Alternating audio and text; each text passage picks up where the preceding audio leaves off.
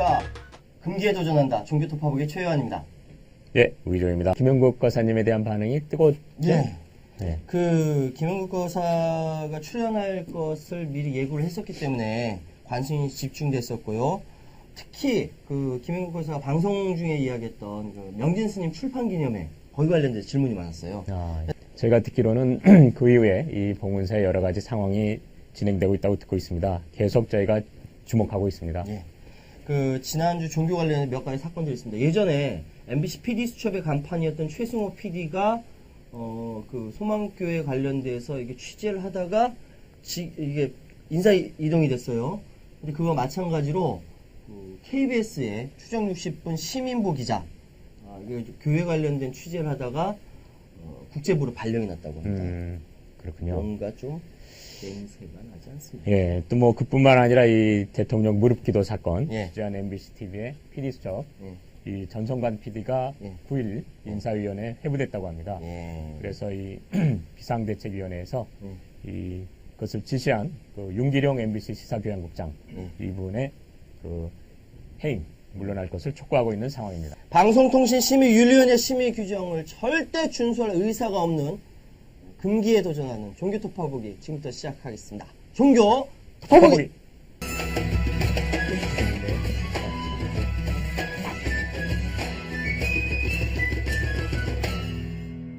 대한민국 뻘짓의 대가라고 말하고 싶습니다. 툭하면 시청 경쟁에 성조기와 태극기를 들고 나와서 이게 정치 조직인지 종교 조직인지 모를 단체가 된 한국기독교총연합회, 줄여서 한기총. 문제는 스스로 붕괴한다는 거죠. 돈 선거로 인한 내부 분열이 가속화되는 가운데 결국 한기총 해체론이 되고 있습니다. 그래서 오늘 나오신 대성손님은 한기총 개혁을 위한 네트워크를 이끌어가고 계시는 교회개혁 시청연대 남호성 사무국장님, 목사님이십니다. 나오셨습니다. 반갑습니다. 안녕하세요. 안녕하세요. 예. 어서 오십시오. 교회개혁 실천연대와 이번 한기총을 해체하겠다. 저 맨 처음 딱 얘기 듣고 뜨아 했거든요. 예. 대단하다라는 말씀을 하는데 이 한기총 개혁을 위한 네트워크에 대해서 좀 말씀을 해주셨으면 좋겠고요. 그 전에 이 문제가 되는 이 한기총이라는 조직 도대체 어떤 조직입니까? 이것부터 좀 말씀 좀 해주세요. 그것부터 좀 자세하게 말씀 주시고 결국 이곳에 대표로 계신 길자연 목사님이 이번에 대통령 무릎을 꿇으신 거죠? 예, 그렇습니다. 네, 좀 한번 부탁드리겠습니다. 한기총은 풀네임이 이제 한국기독교총연합회, 네. 줄여서 한기총이라고 하고요. 1989년에 89년. 예, 만들어졌습니다. 당시에 이제 보수 정치권과 보수 개신교권이 서로 의기투합해서 만든 단체라고 할 수 있고요. 예. 스스로 복음 활동을 위해서 교회가 연합했다라고 이제 말씀하시는데 뭐 자세히 말씀드리겠지만 실상은 좀 보수 정치 활동을 위해서 예, 뭐 일부 목사님들이 이제 모이신 단체로 사람들이 이해하고 있습니다. 현재 66개 교단과 21개 단체가 회원으로 되어 있고요. 그렇지만 사실 실상 들여다보면 권력 지향적인 대형교회 목사님들이 이제 주로 열심히 참여하고 계시고요. 하시는 활동들 보면은 주로 이제 개신교의 이익보 활동 열심히 하십니다. 뭐 과거에 사학법 관련해가지고 이제 삭발까지 하시면서 열심히 노력하셨던 뭐 그런 장면 기억하실 거고 또 이제 본인들을 견제하는 이런 타종교 활동에 대해서 배격하는 그런 활동을 하네요, 그럴수록? 예, 뭐 타종교가 좀 이렇게 현 정부로부터 득을 얻는다 싶으면은 이제 그렇게 하지 마라, 종교 편향이다, 뭐 이런 말씀하시는 활동하시고 이웃 종교와의 어떤 관계 이런 것도 전혀 고려하지 않는 고려하지 않죠. 이웃을 살피거나 돌보는 의식이 전혀 없으신 분들이라고 볼 수 있겠네요. 네, 뭐 타종교에 대해서 이렇게 선교하고 그리고 이렇게 함께 가야 될 대상으로 생각하지 않고 박멸하고 이제 제거해야 될 대상으로서. 뭐 교회사 속에 보면 옛날에 이제 십자군만 무서운 얘기네. 뭉쳐 계신 분들이고요. 이게 개신교 이익보 활동뿐만 아니라 정치 활동도 많이 하십니다. 그래서 DJ 노무현 정부 시절에는 이제 반정부 활동 열심히 하셨고, 그리고 현 MB 정권 들어오신 이후에는 신정부 활동 열심히 하고 계시고요. 정치 조직이구만.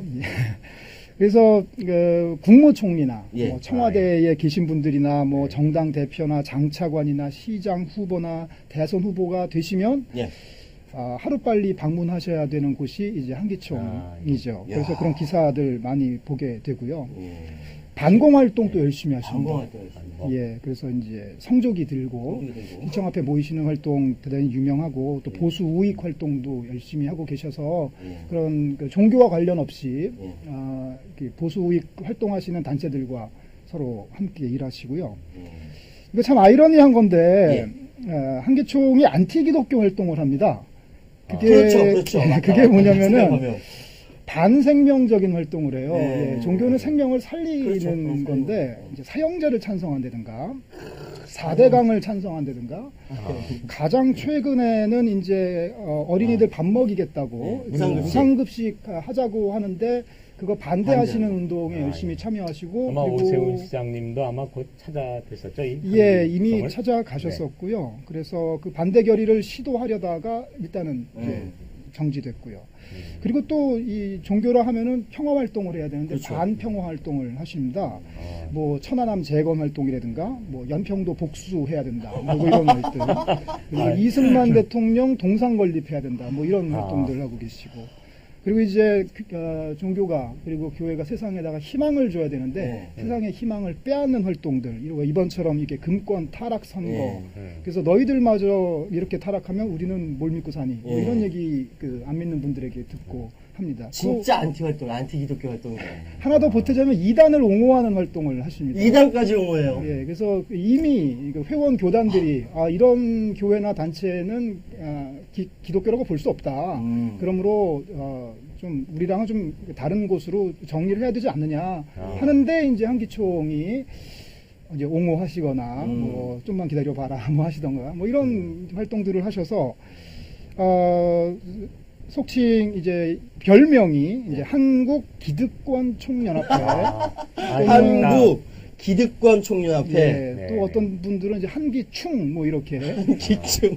예, 그래서 이제 그렇게 말씀하시는 분이 계십니다. 예. 이렇게 한기총이 이렇게 활동하다 보니까 예. 거기에 정말 분개하신 교인들이 많이 있어요. 예. 네네. 그래서 2009년 12월에 저희 그 한기총 개혁을 위한 기독인 네트워크가 세워지게 되는데요.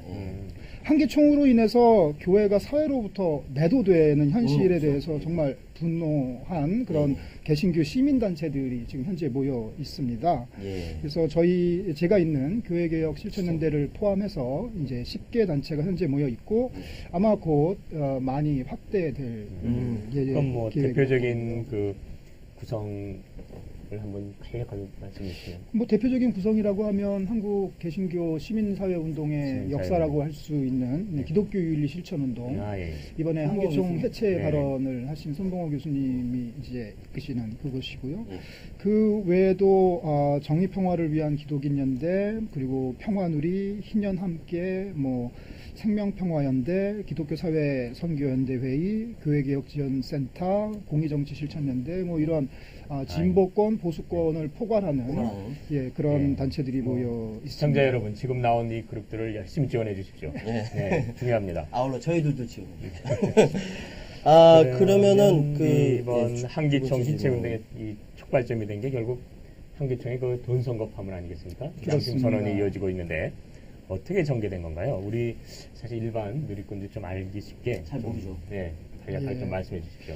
원래 교회는 좀 가난해야 돼요. 그렇죠. 예, 목사님도 좀 가난해야 되고 왜냐면은 이제 기독교가 본래 박해받는 종교 아니겠습니까? 예. 그래서 이제 목사님이 가난하면 교인들이 성미 떠서 보호해드리고 예. 구제해드리고 이래야 되는데 7, 80년대에 교회가 급성장하면서 목사님들이 부자가 됐어요. 그래서 이제 까만 차 타고 다니시고 그리고 뭐 어떤 분들은 교회 안에서 목사가 제일 부자여야 된다. 그래야 사람들이 부자 되고 싶어 교회 올 거 아니냐 뭐 이런 얘기 하시고. 그런 논리까지 있군요. 예, 그래서 이렇게 돈이 많아지시니까 딴 생각들을 하시잖아요. 예. 그리고 이제 권력이나 명예 같은 거 이렇게 탐하시더라고요. 그래서 교회 안에 금권 선거 관행이 쭉 이어져 오게 됩니다. 교회 내의 재정이 불투명해요. 그래서 헌금을 내라는 말씀은 많이 하시는데 어떻게 관리되고 어떻게 쓰여지는지에 대해서는 성도가 알려고 하면 이건 마치 신성 불가침의 영역을 침범하는 것처럼 반응하시거든요. 그러면서 교회 안에 만연한 돈봉투 문화, 그리고 그걸 통해서 이런 교단장들이나 신학교 총장 뽑을 때 예. 돈봉투 선거 그런 문화들이 이제 암암리에 있었던 것이 사실입니다. 계속 되어 왔던 겁니다. 예, 그러다가 한기총 이 타락 선거도 사람들이 이제 공공연한 비밀로 예. 오랫동안 이게 심증만 갖고 있었는데 예. 흥미롭게도 작년 10월 달에 그 증거가 아주 확실하게 포착이 되는데 어떻게요? 그게 뭐냐면 한 교계 신문에 예. 5단 광고가 하나 실립니다. 예. 그 제목은 대표회장 이광선 목사에 대한 공개 질의서라는 내용이 제목이고요. 내용은 뭐냐면은 2009년 12월에 대표회장 후보 소견 발표장에서 당시에 후보였던 이광선 목사가 예. 본인이 당선되면 실행위원 부부 동반 성지순례 시켜주겠다라고 해외 약속했는데, 시켜주겠다. 네, 그거를 그 공식적인 자리에서 약속했는데 그걸 왜 안 지키냐? 왜 안 지키냐? 왜 우리 해외여행 안 보내주냐? 하고 실행위원들이 광고를 내셨어요.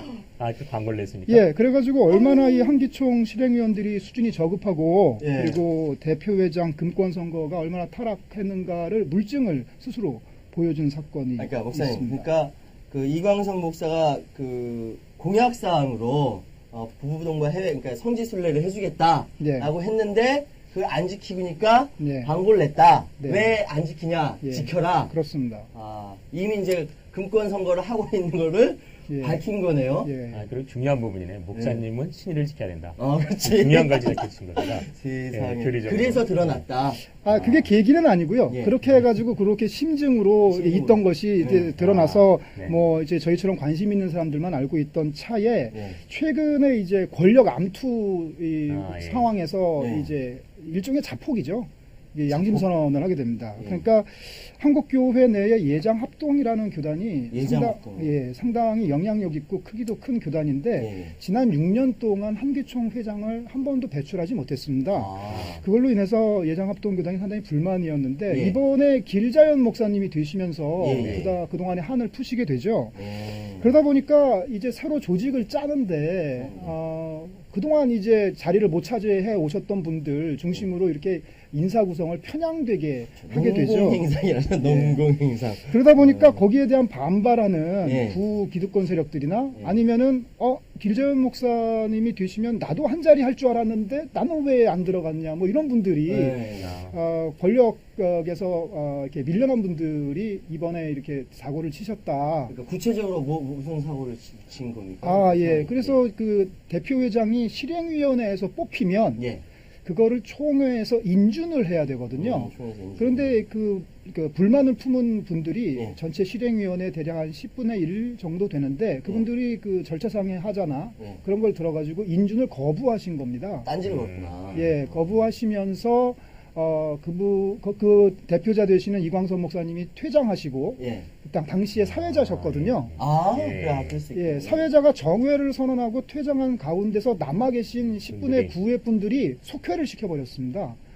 정회 자체가 절차에 하자가 있다는 거죠. 동의를 얻지 않고 일방적으로 의장이 정회시키고 나갔기 때문에 하고 정회시킨 사회자는 나간 상태에서 남은 분들이 속회해가지고 길자연 목사님을 대표회장으로 인준을 해버렸습니다. 그랬더니 이제 이광선 목사님은 이거 또 불법이다라고 그렇죠. 하시면서 나중에 또 본인들끼리 모이셔서 또 그 속회를 하셨어요.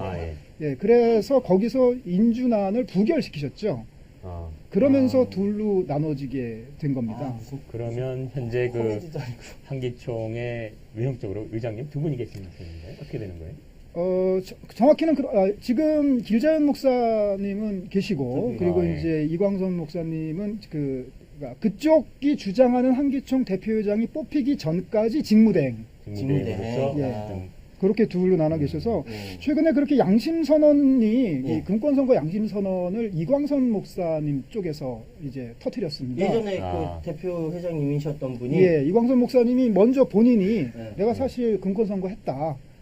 내가 이제 한기총 개혁하고 싶은데 개혁하고 싶은데 한기총 안에 들어가야 개혁이 가능한데 금권 선거를 안 하니까 들어갈 수가 없더라. 그래서 내가 금권 선거를 없애려고 금권 선거하고 들어갔다. 금권 선거 없애려고 금권 선거를 했다. 예, 그렇게 양심 선언을 하셨고 그 이후에 양심 두 차례 또 양심 선언이 있었고 나 받았다 뭐 이런 양심 선언이 있었고 어저께는 예.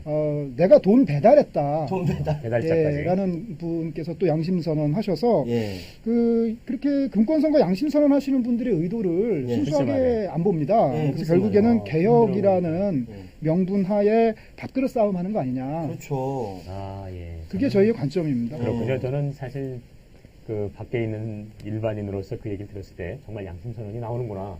이 그렇게 자체 알수 개혁이 있죠. 되겠구나 이렇게 생각했는데 지금 이 말씀을 들어보니까 목사님의 그런 부분이 결코 순수하게 보기만은 또 어려운 점이 있네요. 그렇습니다. 이 극한 어떤 권력 대립이랄까 투쟁 사이에서 빚어진 어떤 나 죽고 너 죽자든지 뭐 네. 어떤 약간 그런 뉘앙스가 풍겨요. 저도 그렇게 생각합니다. 이거 참. 근데 어쨌든 뭐 다음 질문이 참 우습겠는데 한기총이 이렇게 타락하게 된 원인요. 이게 뭐 여러 가지 복합적인 원인이 있을 텐데 아까 말씀하셨던 것처럼 그 돈이나 목사님들이 부자가 돼서 그렇다라는 말씀이시는 거죠. 그렇죠. 한기총이 타락하게 된 원인 간략하게 좀 말씀해 주시죠. 태생적인 한계가 있다고 생각을 해요. 태생적인. 예. 한기총은 최초에 그러니까 출범할 때부터 취지가 불손했습니다. 예. 보수 정치권의 공작과 보수 개신교권의 야망이 결합해서 탄생한 게 한기총이라고 할 수 있는데요. 예. 일단 한기총은 태생 자체가 정치적인 목적이 있었습니다.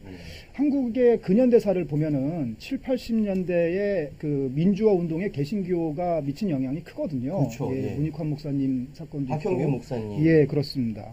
그러다 보니까 당시에 그 정치권에서 종교 공작에 들어갔어요. 네. 그래가지고 소위 뭐 이런 진보 신학 가르치는 거 뭐 그런 것에 대해서 엄금하고 그리고 이제 보수적인 교회들 독려하고 그런 종교 공작이 들어갔고 그래서 결국 그 종교 공작의 최종판으로 탄생한 게 한기총 아니냐 뭐 이런 것들이 많은 분들이 가지는 심증이십니다. 이 종교 공작에 대해서는 이미 과거사 진상규명위원회가 자료로 확보했고 그리고 과거 어떤 언론에서 박철원 씨가 담당자였던 박철원 씨가 스스로 이제 인정도 하셨고요. 이렇게 그 보수 정치권들이 이제 왜 보수 개신교는 뭉쳐서 우리를 좀 도와주지 왜 그 진보 개신교권만 뭉쳐가지고 우리를 이렇게 불편하게 하냐? 너희 보수 개신교도 뭉쳐라. 해가지고 이제 뭉친 원인이 있고요. 예. 그리고 또 뭐가 있냐면은 그 보수 개신교권의 그 경쟁적인 목적이 있습니다. 경쟁적인 목적. 예, 그러니까 진보 쪽은 NCC로 뭉쳐가지고 예. 이렇게 그 영향력을 행사하는데 우리 보수권도 뭉쳐가지고 영향력을 행사해야 되지 않겠냐. 그래서 이게 권력지향적인 목사님들이 그렇게 해서 뭉친 그런 게 있고, 그래서 신앙적으로 보자면은 이게 이제 바벨탑 마인드입니다. 바벨탑 마인드. 예, 그러니까 권력지향적인 거죠. 그러니까 모여서 힘을 만들자라는 예. 마인드가 있어서 바벨탑이라고 한다면 얘는 구약 성서에 나오는 사람들이 바벨탑을 쌓았다. 예, 하늘에 닿기 위해서 예, 탑을 쌓게 그렇습니다. 예, 그래서 인간들의 노력으로 하나님의 한계, 하나님의 하실 수 있는 영역까지 침범하려고 했던 그런 노력으로 이해가 되고요. 그래서 최초 탄생할 때부터 한계를 가진 게 이러한 건전한 교인들과 교회가 아닌 그런 정치적인 목적을 가진 목사님들과 교단이 연합치다 보니까 건강한 교인들과 교회의 의사가 이 한계총에 전달될 수 있는 구조가 되지 못합니다. 그래서 그릇된 기독교의 욕망이 반영돼서 탄생한 것이 한계총이기 때문에 결국 이런 결과가 나지 않았나 봅니다. 제가 사실 한기총 사이트를 한번 들어가 봤어요. 네. 오늘 방송하기 위해서 한기총 사이트를 딱 들어가서 어떤 조직인가 저도 알아봤는데요. 그러니까 재밌는 건 뭐냐면은 이렇게 뭐 좋은 말도 많아요. 근데 자유 게시판이 없더라고. 게시판이 없어요. 여기서 이렇게 말을 전달해서 의견을 수렴하는 구조가 전혀 없이 홍보용 사이트만 이렇게 들어가는 겁니다. 저는 이거 어디 봐서 이제 딱 이제 여론 수렴할 수 있는 데가 없으면 가짜라고 보거든요. 그렇더라고요. 네. 한기총 게시판 한번 들어가 보세요. 사이트 한번 들어가 보세요. 재밌더라고 보니까. 결국 이렇게 한기총이 타락하게 된 원인을 제가 이제 목사님 말씀을 들어보니까 간단히 말하면 진정한 기독교 정신의 망각이라고 말할 수 있겠네요. 예, 그렇게 생각합니다. 예, 뭐 여러 가지 형태는 있지만 결국 이 진짜 기독교가 추구해야 될 어떤 정신가치 이것을 망각하고 어떤 정치 권력 혹은 이익에 눈먼 자들의 모임이 아닌가 이런 생각이 드는데요. 네.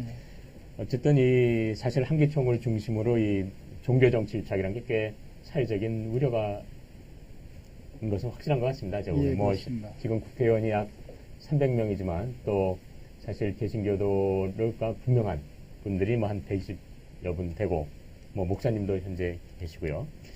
이런 상황에서 이러한 그 한기총과 어떤 그 정치권의 유착 관계 이건 꽤 사례가 있을 거로 생각되는데요. 예, 이런 것을 한번 소개시켜 주시죠. 예, 말씀드린 대로 최초 태생할 때부터 보수 정치권의 공작에 의해서 탄생하다 보니까 네. 그리고 또 활동도 보수 정치 활동을 많이 했죠. 그래서 보수 정치권과의 유착이 여러 부분에서 포착이 됩니다. 네. 자료가 있는데요. 네. 주요 8개 언론이 네. 한기총에 대해서 어떻게 보도했나 어떻게 보도했나요? 를 그 조사한 논문이 있어요. 그래서 2003년 1월부터 네. 2006년 7월까지 한기총이 그 어느 영역에서 주로 다루어졌는가? 네. 정치, 경제, 사회, 문화, 뭐 종교 영역이 있지 않겠습니까? 네. 그런데 그 한기총이 그 4년간 보도된 내용 중에 제일 많은 53%가 정치면에서 다뤄졌습니다. 53% 예. 정치면 뭐 목적에 맞게 잘 다뤄졌네요. 내용을 들여다보면 극우 보수 정치를 지원하는 활동을 했어요. 예를 들면은 이제 북한 지원 반대 또는 이제 전시 작전권 환수 반대, 미군 철수 반대, 그리고 그 옛날에 그 있지 않았습니까? 미군 장갑차 사건으로 인해서 예, 반미 감정이 확대됐었잖아요. 그 반미 감정에 대한 반대, 그리고 또 보안법 사수해야 된다. 그리고 대통령 탄핵해야 된다. 뭐 이런 활동들이 정치 분야에서 활동을 하셨고, 그리고 이제 당시에는 이제 DJ 노무현 정부 당시고요. 최근에 이제 MB 정부 당시에는 친정부 활동 열심히 하시는데 세종시 반대, 세종시. 예, 그리고 이제 4대강 찬성. 4대강 찬성 같은 경우에는 우리나라 종교계가 거의 전체 다 그렇죠. 반대할 때 유일하게 한기총만 네. 찬성 논평을 냈고요. 아까 말씀드린 대로 이 무상급식 반대결의 시도했던 거 그런 것도 포착이 됩니다. 참. 그러면 결국 어떻게 보면 정치적 아젠다에 그냥 그대로 접목되는 집단이라고 봐도 되겠네요. 예, 그렇습니다. 그럼 이게 참 뭐랄까 이게 종교 조직이 아니라 정치 조직 같은데요. 그러면 제가 이제 그 질문을 좀 드리겠습니다. 이게 이제 좀 예민한 문제긴 한데 뭐 미리 드린 질문지 5번과 같이 합쳐서 이제 질문인데 보통 이제 그 교회 개혁에 대한 논의는 많습니다. 그리고 거기에 대해서 활동하시는 분도 많은 걸로 알고 있거든요. 근데 이번 한기총의 금품 수수 고백 사건이나 근데 어떤 사건이 터지면은 개혁 활동가들이 나중에서야 이렇게 그 뒷주차각이 급급한 건 아니냐라는 이야기도 나오고요. 그러니까 한기총을 해체하자라고 주장이 나올 만큼 이렇게 격정적인 제안을 하게 된다면 과연 그 대안은 무엇인가? 그러니까 한기총 개혁을 위한 네트워크에 있는 여러 단체들이 상정하고 있는 기독교 정체성은 무엇인가? 무려 무엇이길래 한기총을 해체하라고까지 하는가? 이런 질문에 대해서 좀 여쭙고 싶습니다. 예. 뭐 저희가 이렇게 이슈에 따라서 급급하지는 않고요. 일상적인 예방 활동을 열심히 하고 있습니다. 뭐 상담도 하고 교육도 하고 기도도 하고 하는데 이제 그 언론에 관심이 아니다 보니까 보도가 안 돼서 그런 것 같고요. 한기총 해체하면 대안이 뭐냐? 한기총 없어도 된다고 생각합니다. 없어도 된다. 예. 그러니까 없을 때 더 좋았습니다. 없을 때 더 좋아. 89년이 그 우연인지 필연인지 한국교회의 소위 부흥이 정체된 그 시점하고 대략 맞아 떨어집니다. 그러니까 없을 때가 더 나았다는 거죠. 예. 그리고 또 혹시 한기총 같은 단체가 필요하다 하면은 각 모든 교회들은 거의 대부분 교단으로 묶여 있고 그러면 교단마다 교단장들이 있으니까 교단장들이 모여서 어떤 연합회 같은 거 만들어서 회장은 순번제로 돌아가면서 교단 크기와 관계없이 그렇게 하면 어떨까 하는 그런 그냥 생각을 해보고요.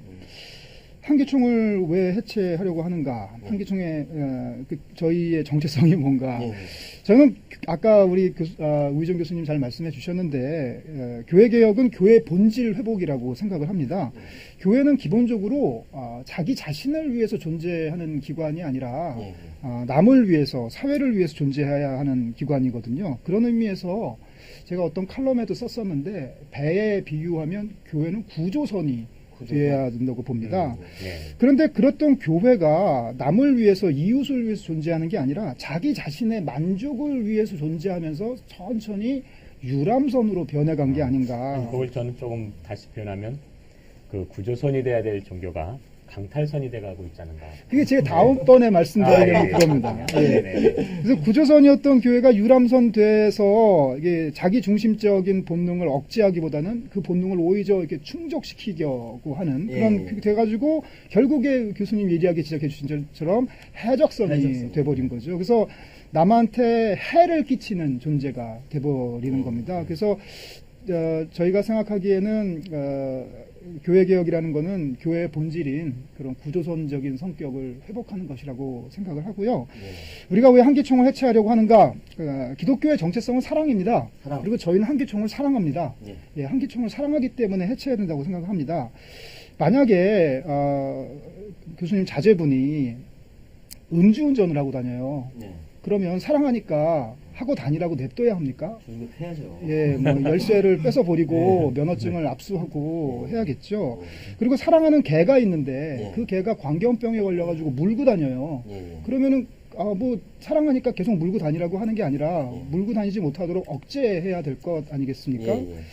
그런 의미라고 생각합니다. 그래서 한국교회를 사랑하고 한국교회의 그 목사님들을 사랑하기 때문에 그렇게 지금 시점에서는 개혁보다는 해체가 현실적인 대안이 아닌가 그 생각이 납니다. 그 옛날에 그 2차 세계대전 당시에 히틀러라는 희대의 독재자를 암살하는데 몸소 뛰어들으신 본회퍼 목사님이 계시거든요. 본회퍼 목사님이 히틀러 암살 사건에 결국 연루돼서 나중에 이제 돌아가셨지만은 그때 이제 그런 비유로 이제 미친 운전자를 들고 운전할 때 여기서 그냥 가만히 있을 수 없다. 뛰어들어서 직접 운전대를 빼앗고 미친 운전자를 내쫓아야 되는 거 아니냐라는 말씀을 하셨는데 제가 본회퍼 목사님 동감하거든요. 그 말씀을 이 이웃 종교인 불교에서도 이 대승 불교에서도 그렇게 얘기합니다. 이 많은 사람들을 죽이는 살인자가 있을 때 과연 생명 존중이라 그래서 그 살인자의 그 생명을 빼앗는 일을 안 해야 되느냐, 해야 되느냐, 많은 그 이야기 끝에 당연히 많은 사람을 위해서 우리가 한 사람을 희생할 수 있다. 물론 이것은 그냥 뭐 어떤 양적인 문제가 아니라 근본적인 뭐 더 깊은 이야기가 있습니다만은 제가 일단은 불교에도 같은 내용이 있다는 것을 소개시켜 드립니다. 근데 솔직히 좀 여쭤보고 싶은 게 그 교회에서 보통 이야기하는 그러니까 한기총에서 내용에서 이야기하는 것이 그 교회에서 보통 얘기하는 그거 다 비슷하지 않아요? 그 차이가 없는 것 같아요, 제 생각에는. 소위 얘기해서 보수 기독교의 규모가 대한민국에 80%, 90% 굉장히 많은 것 같거든요. 문익환 목사님이나 박형균 목사님 이렇게 이제 사회의 그 불의와 이런 상황에 대해서 뛰어드신 그런 분들이 눈에 보기 그렇게 많은 것 같지가 않아요. 그래서 이제 한기총이 굉장히 큰 줄 알았거든요. 66개 교단하고 얼마 안 된다라는 말씀을 하셔가지고 제가 얼마 안 되는 한 줌도 안 되는 뭐 이런 생각도 했어요. 대형 교회이기 때문에 영향이 크지 않아요. 시청 앞에 예를 들어서 10만을 모았다 한기총이 그 아마 10개 교회 안에서 모았을 겁니다. 대형 버스로 다 실어서 이제 나른 거거든요. 그래서 가보면은 알아요. 가보면은 이제 거기 오신 분들이 주로 연세가 많으시기 때문에 길 잃지 마시라고 같은 모자 쓰시고 피켓 들고 해가지고 제가 작년에 그 조지 부시 대통령 오셨을 때 그때도 거기 갔었는데 딱 구역이 정리가 돼서 여기는 어느 교회 여기는 어느 교회 해가지고 다 색깔별로 다 구분을 해놨는데 세봐도 10몇 개 교회 정도밖에 되지 않습니다. 그럼 전 개인적으로 좀 궁금한 게 있는데요. 누가 봐도 이러한 주장이 굉장히 극단적이고 또 기독교 정신에 위배된 게 명확한데 이러한 그 목회자분들 밑에 신도분들이 왜 그렇게 있을 수 있는 건가요? 본인들의 욕망을 이제 충족시켜 주는 거죠. 그러니까 뭐냐면은 네. 우리 아까 드린 말씀하고 좀 비슷한데요. 네. 교회가 구조선 되기보다는 그리스도인이 구조선에 탑승하기보다는 유람선에 탑승하기를 더 선호한다는 거죠. 그래서 인간에게는 자기 중심적인 본능이 네. 있는데 네. 그게 교회가 그것을 억제하라고 가르쳐야 되는데 그걸 오히려 만족시키는 일을 교회가 하는 겁니다. 그러면은 저는 이제 그렇게 사실 많은 종교 지도자들이 돈이나 권력 때문에 이렇게 무너지는 사례를 많이 봤습니다.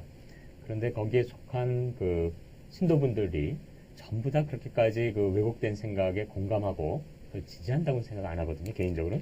그럼에도 불구하고 그러한 그 특히 뭐 꼭 기독교뿐만 아니라 불교도 그렇습니다. 이 종교 집단 내에서는 그것을 어떤 집단의 어떤 구조적인 문제도 있고 또 그것을 개선해야 될 어떤 자정 능력도 필요한데 그것을 단순히 어떤 그 인간의 일로 지배해가면서 우리가 그걸 비난해서는 안 된다든지 이런 식의 그 자세로 이러한 부패상을 그대로 묵인하고 조장하게 되는 결과가 있더라고요. 그래서 저는 이렇게 그 많은 어쨌든 신도들이 있는 한기총 관련 그 집단에 혹은 뭐 교회라고 해도 좋습니다. 그 신도분들이 어떻게 이런 분들에 대한 어떤 지지가 계속 될 수 있는지 그게 개인적으로 사실 궁금했어요. 그런 오랫동안 그 교회 안에서 네. 목사님 말씀이 하나님 말씀이다. 뭐 이런 식으로 해가지고 목사님을 우상화하면서 그분의 설교를 듣다 보면서 일종의 이제 의식화 작업이 이루어지는 것 같고요. 세뇌가 돼가는 것 같고요. 그리고 교회 구조 자체가 그렇게 목사님의 절대 권력을 이렇게 비판하면 천벌을 받는다, 뭐 3대가 벌을 받는다, 뭐 이런 생명부에서 제거된다, 뭐 이런. 예, 그렇게 있고 그러다 보니까 평신도들이 자기의 주체적인 그 능력을 갖지 못하는 거죠. 예, 그러니까 개신교가 가톨릭하고 뭐가 다르냐 하면 개신교는 신부님만 사제가 아니라 목사님만 사제가 아니라 모든 그리스도인들이 다 하나님 앞에 나아갈 수 있는 그 존재거든요. 그렇죠. 사제거든요. 그런데 그게 개신교의 중요한 정체성인데 그거를 지금 망각시키고 있는 거죠.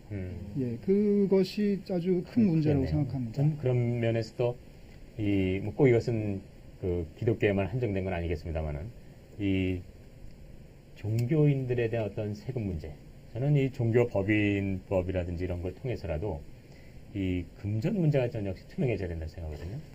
이 종교 권력이 결국 이렇게 그 불손하게 커질 수 있는 것은 이 돈과 연결돼 있고 또 그것이 정치 권력과 자연스럽게 이어지게 된단 말이에요.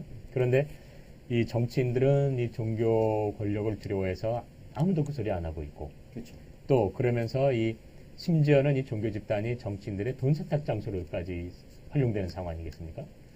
그래서 이제 이거를 결국 이야기를 꺼낼 수 있는 건 이 사회 NGO나 혹은 종교 자체 내에 이 자정 능력을 키우려는 사람들이 해야 되는데 그런 것이 너무 지금 미약하지 않은가 저는 평소 그렇게 생각해왔거든요. 예. 목사님 의견을 한번 듣고 예. 싶습니다. 저희가 그러지 않아도 몇 년 전에 네. 100분 토론, MBC 100분 토론의 그 종교인 납세 문제 다루어졌을 때 저희 단체에서 거기에 패널로 나가서 그 납세 문제에 대한 찬성 의사를 밝혔습니다.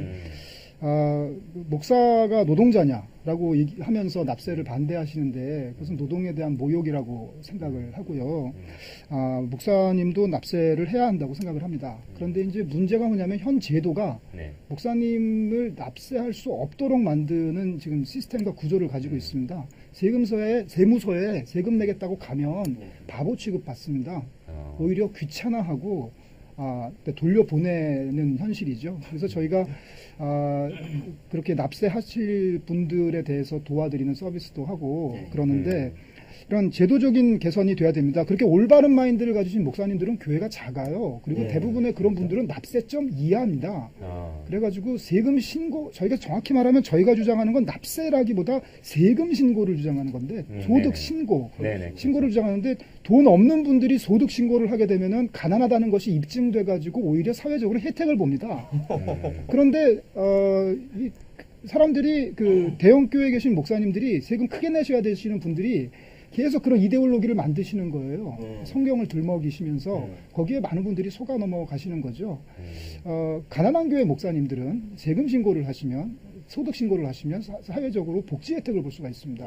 그런데 소득 신고를 못하면 복지 혜택을 못 보는 일이 벌어지죠. 그래서 그런 현실과 그러니까 목사님의 개인적인 양심 문제뿐만 아니라 이 구조와 현실의 개혁도 그렇죠. 함께 돼야 된다고 그게 생각합니다. 결국 이 정치권과 이 사회의 여러 이제 NGO나 여러 집단 내에서 추진해서 제도 자체를 이제 바꿔서 네. 얘기를 해야 되는데 그럴 의지나 그럴 추동력이 있는 집단이 전혀 보이지가 않아요. 결국 그 교육에 예, 아니 이제 그만한 힘을 이게 왜 이렇게 보니까 결국 그들 역시 서로 어떻게 보면 이런 그 교회의 종교 집단의 어떤 표 의식 뭐 여러 가지 자기들의 어떤 개인적인 안전 내지는 이득주의 때문에 그런 모습을 보면서 우리 사회가 이 종교 권력의 어떤 그 개선에 가장 기본적인 어떤 첫걸음은 정말 이런 그 소득 신고를 하고 그런 자금이나 헌금이 어떻게 쓰여지고 어떻게 이 정말 종교적인 가르침 하에서 제대로 실행되는지 교인들이 그걸 알아야 될 권리를 빨리 찾아야 될 것 같다는 생각을 해봅니다. 예, 예, 그렇습니다. 제가 사실 이제 그 한기총 문제가 심각해지고 양심선언이라든지 금품수수 고백이라는 것이 나올 때 뭐 주변에서 해체운동 딱 얘기 나왔을 때 맨 처음 어떻게 생각했냐면요. 아, 그럼 좀 해체운동 정말 해체운동 해야 된다라고 생각하다가 아차 하고 생각했어요. 어떻게 생각했냐면 지금 한기총을 중심으로 한 보수 기독교계가 망하기 위해서는 한기총이 계속 존재해야 한다. 내가 맨 처음 시작할 때 대한민국 뻘짓의 대가라고 얘기했는데 한기총이 그렇게 함으로 말미암아 진짜 올바르지 않은 기독교의 모습이 드러나고 올바르지 않은 기독교의 모습이 드러날 때 그 기독교 망하고 새로운 올바른 모습의 기독교가 성장하지 않겠느냐라는 생각에 한기총 계속 뻘짓해라 라는 차원에서 계속 있어야 되지 않을까 라는 생각을 한번 해봤습니다. 나중에 알고 보니까 이제 안티들이 필요한다라고 해서 그건 아닌 것 같다라고 생각했죠. 자, 그 다음 질문으로 넘어가겠습니다. 어쨌든 이번 이 분쟁이 법적 다툼까지 번지는 것 같은데요. 아, 서로 얼굴에 뭐 똥칠하는 거죠? 얼굴에 먹칠하는 거지 않습니까? 어떻게 전망하세요? 지금 그 소수파 예. 이광선 목사님 쪽의 분들이 그 길저열 목사님에 대해 자격정지 신청을 지금 접수시켜 놓은 걸로 알고 있고요. 예. 그런데 이제 사실 그 법적 다툼에서 누가 이기냐 그런 게 중요하진 않습니다. 그렇죠. 예, 누가 상황 이기든 보는 중요하지 거죠. 어차피 그렇죠. 밥그릇 싸움이고 음. 그렇기 때문에 근데 여기가 이 법적 다툼 얘기가 나왔으니까 제가 짚고 넘어가야 될 중요한 문제가 있는데 예. 교회 내에 자정 능력이 없다는 걸 증명하는 게 바로 이 세속 법정으로 교회 문제를 가져가는 겁니다. 교회 내에도 그렇죠. 예. 시스템이 있습니다. 목사가 잘못하면 어떤 비리가 있으면 자정할 수 있는 시스템이 있죠. 어떤 시스템이 있어요? 각 교회마다 교인 총회가 있고 교인 교인 총회에서 그 문제를 논의할 수 있는 위원회를 만들어서 논의할 수도 있고요. 네. 그리고 그 상위 기관인 노회 또 그 상위 기관인 총회에 다 그런 자정 시스템이 존재하는데 예. 문제는 그 제정자 그 법을 만든 사람의 의도 자체에 대해서 많은 사람들이 불신하고 그리고 그 법을 집행하는 사람들에 대해서 신뢰를 하지 않다 보니까 그 자정 시스템이 작동을 제대로 하지가 않는 겁니다. 그렇기 때문에 지속적으로 교회 문제를 세속법정으로 가져가는 건 교회 내 자정 능력이 없다. 세속이 와가지고 사회가 와가지고 우리를 좀 도와줘야 된다는 걸 의미를 하고요.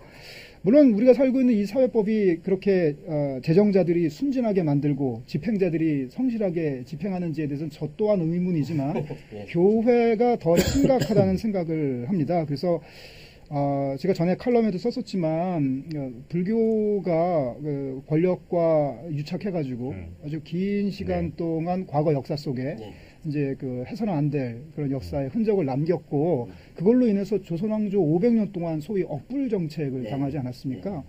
저는 개신교 정책 없으라는 법 없다고 생각하고요. 어쩌면은 다음 정권부터 시작돼서 500년 넘게 갈지도 모른다고 생각을 하고 정말 미국에서는 청소년들이 좋아하는 대중 가수들이 그런 교회를 포함한 기존 권력들에 대해서 비아냥거리는 랩 같은 걸 해가지고 그 내용이 뭐 빌보드 1위까지도 올라간다고 하는데 저희 한국 사회도 이 대중 가수가 부른 아이돌이 부른 랩에 자기 목사님 흉 보는 얘기가 담겨가지고 그게 1등 가가지고 노래방에서 불리워지는 그런 시대가 오지 않을까 이렇게 교회가 자정 능력이 없으면 말이죠. 근데 어쨌든 이렇게 지금 말씀 들어보니까는 이 한기총이란 것은 어떤 기독교 정신을 망각한 일종의 부패된 기독교 그 집단이요. 집단 같은데요. 뭐 그런데도 이러한 집단이 내는 목소리에 뭐 최근에 예를 들어봐도 이슬람 채권법 같은 이야기도 좀 유야무야 좀 흐지부지 되는 상황이 되는 것 같고 이 정도의 그 수준의 기독교 모임 분들에게 대통령이 무릎을 꿇는다는 상황이 연출된다.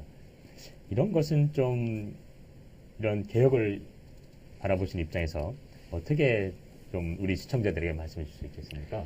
교회가 힘이 있는 거죠. 예, 교회가 힘이 있습니다. 정치권도 함부로 못 덤비고 청와대도 함부로 못하는 힘이 있습니다. 교회가 크고 그리고 사람이 많이 모이고 건물이 커지고 헌금이 많이 모이니까 힘을 갖게 된 거죠. 그런데 중요한 건 그 힘은 교회가 원래 가지면 안 되는 힘이에요.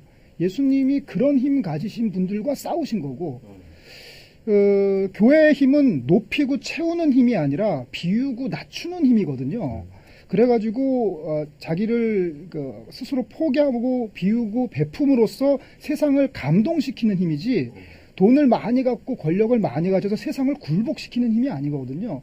그거는 그 구약의 예언자들이나 그리고 신약의 예수님께서 그렇게 하지 말라고 하신 정말 예수님께서 반대하신 일인데 지금 한기총이 그 일을 하고 있는 겁니다. 이런 상상을 해봐요. 만일 성극을 만드는데 예수님 시대의 이야기를 지금 현재 세팅에다 놓고 성극을 만든다면 한기총이 어떤 역할을 맡을까? 한기총이 과연 예수님의 12제자 역할이나 예수님을 따르던 마리아나 삭개오나 그런 역할을 맡을지 아니면 혹시 본디오 빌라도나 헤롯이나 거기에 빌어먹던 사두개인들이나 제사장 서기관의 역할을 맡을지 똑똑히 생각해 봐야 된다고 생각합니다. 알겠습니다. 확실히 네 그런데요. 어떻게 보면 이 종교라는 것이 이렇게 사회 속의 종교를 보면 이 아주 또 잘못된 쪽은 자기네 집단에 그냥 꼭 갇혀가지고 주위를 전혀 안 보고 교주 하나만 바라보는 형태가 있는가 하면 또 혹은 이렇게 한기총과 같이 전혀 진정한 어떤 그 가르침을 떠나서 어떤 정치나 그런 권력, 재물 이런 것을 쫓아다니는 모습이 있고 제가 좋아하는 그 위르겐 몰트만이 한 얘기라고 저는 알고 있습니다만 신학은 결국 사회의 공적인 일에 관여해야 되지만 그것은 그 가난하고 소외된 자들을 위해서 정치적인 그 모습으로 대변할 수가 있는 것이다라는 생각이 저는 항상 하고 있거든요. 지금 말씀해 주신 것처럼 이 예수님께서 낮은 곳에 임했고 또 가난한 목회자의 모습이 우리 사회에 너무 실종된 것 같습니다. 과연 이런 이 한기총의 문제 정말 심각한 것 같습니다. 그 미국의 가끔 흑인 교회와 백인 교회로 나눠지는데 어느 흑인이 백인 교회에 가려다가 쫓겨났답니다. 들어가지 못해서 가슴 아파서 울고 있으니까 누가 옆에 와서 위로를 하더래요. 얘야 너무 걱정하지 마라. 나도 못 들어가고 있잖니. 고개를 들어보니까 그 위로하던 사람이 바로 예수님이었다 라는 이야기가 있습니다. 대한민국 사회에 대한민국 사회 교회에 예수님이 없는 그런 현상이 벌어지고 있는 건 아닌지 대단히 걱정스럽습니다. 어쨌든 한기총 문제에 대해서 누리꾼 여러분께서 정말 잘 생각하시고 판단하시고 글을 올리시고 발언을 하시고 이렇게 해주셨으면 좋겠습니다. 그래서 제가 우리 목사님한테 좀 마지막으로 여쭤보고 싶은 게 있는데요. 결국 지금 이러한 그 한기총 문제 또 이 정치 권력이 이러한 두려워하고 있는 이 종교의 모습이 결국 이 한국 사회 대형 교회의 어떤 형태로 잘 나타나지 않습니까? 결국 뭐 세습 문제다, 뭐 헌금 유용이다, 뭐 또 개인적으로 여러 가지 이제 비리들도 있고 또 최근에 뭐 CTS 기독 TV의 어떤 또 문제도 계속 불거지고 이런 상황에서 현재 어쨌든 이렇게 그 개혁을 해보자고 이렇게 앞장서신 분으로서 가장 먼저 선행될 것이 뭔지 이제 우리 시청자들을 위해서 한번 간략하게 요약해서 말씀해 주시죠. 그런 비유를 들어볼게요. 교통사고 자주 나는 사거리가 있습니다. 거기에 교통사고가 나지 않게 하려면 어떻게 하면 될까요? 첫 번째는 신호등이 제대로 작동하는지 그리고 그런 그 제도적인 것이 중요하겠죠. 지금 교회 내에 민주적인 교회 운영, 즉 평신도들이 주인의식을 가지고 교회가 운영될 수 있는 제도가 갖춰져 있지 않습니다. 그래서 저희가 정관 운동을 합니다. 사람들이 몇 명 모이면 다 그 회칙, 네네. 규칙이라는 게 있는 건데 예. 교회는 그런 게 없습니다. 목사님 변화되는 목사님의 생각이 정관인 셈이죠. 그래서 정관을 만들자라는 것이고 재정 투명하게 서면으로 정기적으로 공개하자라는 제도 개선 운동을 하고 있고요. 두 번째로 우리가 그 사고 많이 나는 사거리에서 생각해 볼 수 있는 예방책은 의식 개선입니다. 어떤 분들은 빨간불인데 막 건너가시고 어떤 분들은 신호가 안 바뀌었는데 이 차도에 내려와 계시고 그러잖아요. 그래서 그 의식 개선에 중요한데 이게 저희 교회 개혁에서도 마찬가지입니다. 기독교 본질이 뭐냐? 거기에 대한 그 의식이 왜곡돼 있어요. 이 세상에서 잘 먹고 잘 살다가 죽어서도 잘 먹고 잘 사는 게 종교의 본질이라고 생각하는 분들이 너무너무 많습니다. 그게 아니죠. 교회는 자기 자신이 아닌 남을 위해 존재하는 곳이고 그리스도인은 자기 자신이 아닌 남을 위해 사는 사람이 그리스도인인데 그 의식부터 신앙의 본질부터 뜯어고치는 게 중요하고 나아가서 이렇게 제대로 한번 해보려고 하는 그런 작고 건강한 교회들, 그런 교회들 힘주고 육성하고 그리고 정말 깨끗하고 올바로 목회해 보려고 하는 젊은 목회자들이 세상의 그런 안 좋은 환경에 물들지 않고 잘 커나갈 수 있는 그런 생태계를 구성하는 것이 또 중요하다고 생각을 합니다. 예, 알겠습니다. 오랜 시간 동안 진실된 마음으로 진실되게 이야기 나눠봤습니다. 지금까지 교회개혁실천위원회의 남우성 사무국장님, 목사님, 감사했습니다. 감사합니다. 감사합니다. 감사합니다.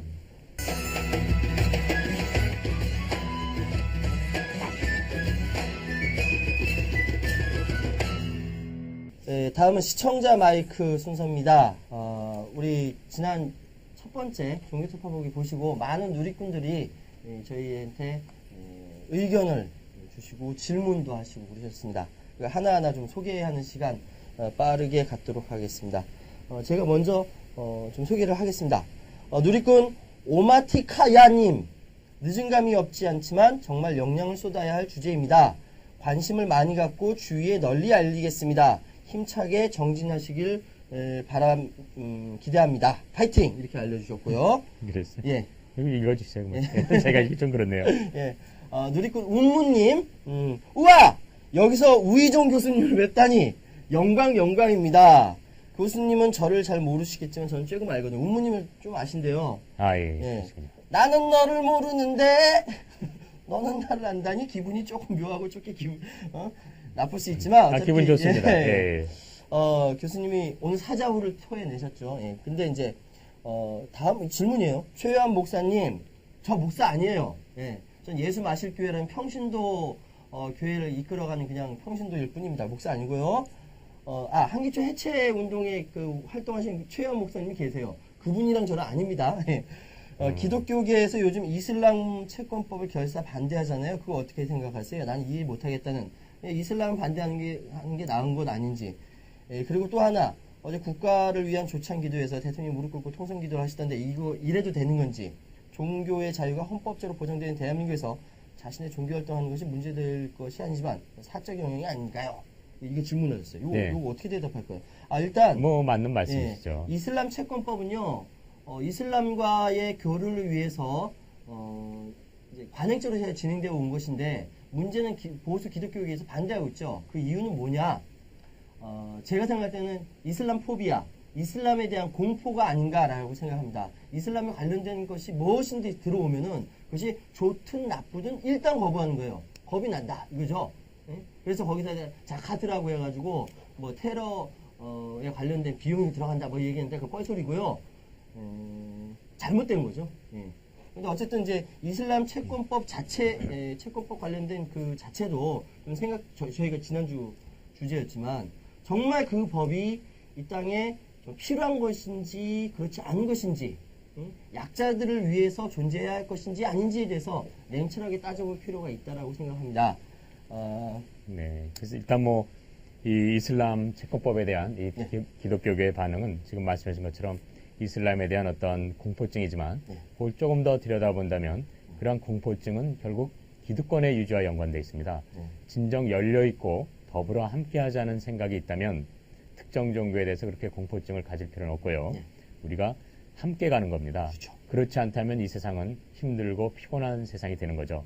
모든 종교는 서로 함께 가기 위해서 있는 것입니다. 예. 누리꾼 금모래님 다른 의견 주셨습니다. 저는 무신론자입니다. 그러나 예전부터 종교는 신성한 것이라고 생각해온 사람입니다. 그런데 MB의 독선적 편향, 기독교 편향이죠. 예, 개신교에 대한 혐오감이 생겼습니다. 예, 이런 분들 많아요. 예, 이런 분들 알고 많아요. 있습니다. 예. 참 이런 분들 많다는 거죠. 어쨌든 다음은 누리꾼 노란 나라님 수쿠프 방금 말씀하신 이슬람 채권법이 끝내 무산될 듯 하네요. 국익보다도 그들에게 우선인 것은 그저 조용기 목사 한마디에 더 이상 논쟁거리도 못 되는 현실이네요. 조용기 목사의 한마디에 현실이네요. 그리고 누리꾼 금님, 우유정 교수님, 네. 표현님 수고 많으셨습니다. 종교 권력 싫어. 네, 감사합니다. 그리고 이제 마지막으로 누리꾼 김유엔님, 저는 개독만 그럴 줄 알았어요. 그런데 이번에 어떤 일을 겪어보면 불교도 장난 아니더라고요. 종교의 본질 자체가 그런 것 같아요. 종교도 하나의 막강한 권력이잖아요. 막강한 조직이고요. 요즘 개독들의 구역질나는 행태, 고려시대 통일신라 시대에 불교도 그랬을 것 같아요. 얼마나 그랬으면 조선시대에 억불 정책을 썼겠어요. 벌써 다 아시네, 누리꾼들. 어쨌든 사람들이 어떤 종교든 종교의 노예로 살지 말아야 합니다. 진작에 생겨나야 할 방송이었습니다. 이제 하나하나 까발려 보자고요. 너무너무 오래 기다렸습니다. 이렇게 좋은 의견 많이 예. 주셨습니다. 지금 뭐 듣고 보니까 네. 결국 이 종교 집단도 분명히 인간들의 집단입니다. 네. 그래서 이러한 부패상도 있고 잘못된 점이 있을 겁니다. 네. 그건 저는 그런 면에서 종교 집단이 어느 종교건 이런 부분이 있을 수 있다고 생각하는데요. 중요한 것은 인간 집단이기 때문에 또한 우리들이 스스로 바꿔가고 개혁해야 된다는 겁니다. 이것은